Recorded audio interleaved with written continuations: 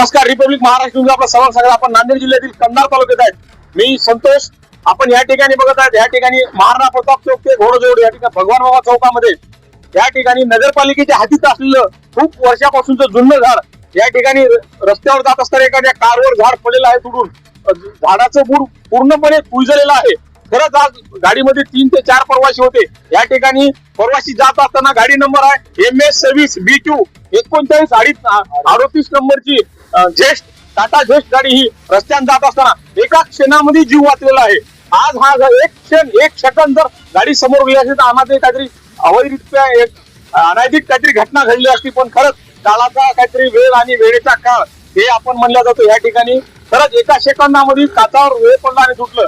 तर आपण इथे या ठिकाणी या ऍक्सिडेंट झाला त्या ठिकाणी काही आपले या ठिकाणी उपलब्ध आहेत त्यांना आपण जाणून घेऊया. ऍक्सिडेंट कसा झाला आणि कसा झाला. तुम्ही होतात का या ठिकाणी? मी या ठिकाणी आता उद्याच्या लग्न सोहळ्यामध्ये आम्ही नियोजनामध्ये आहेत, त्यामुळे मी बाहेर येत होतो आणि गाडी खूप हळूहळू चालत होती. योगायोगाने 1 सेकंद जर पुढे आली असती तर काहीतरी जीवितहानी झाली असती. झाड झप दिशा वाजलं, अरे बापरे म्हणून आम्ही पळत आलो धावत या ठिकाणी. तर तो आम्ही पाठीमागे गाडी घेतली. खरंच ह्या ठिकाणी या ठिकाणी यांचं गोरे यांचं मेडिकल आहे. यांनी झाडाची चर्चा, हा झाड किती वर्षापासून आहे इथं? 4-5 वर्षापासून बघतो मी. झाड कुजलेलं आहे. कधी प्रशासनाला दखल दिली होती का? 4 वाजता तुझ्यासोबत चर्चा केली आम्ही. मी पण ह्याच ठिकाणी राहतो. आमचं पण या ठिकाणी मेडिकल आहे. आम्ही चर्चा केली. खूप जुनं झाड आहे आणि कुजत आहे. या ठिकाणी नगरपालिकेचा अक्षरशः भोंगळा आणि आंधळा कारभार आहे.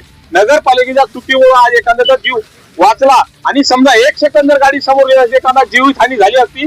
पण हा नगरपालिकेचा भोंगळा कारभार कुठे बंद होईल आणि कसा बंद होईल आपण बघूया. रिपब्लिक महाराष्ट्र नांदेड जिल्हा उपसंपादक संतोष सोमासे.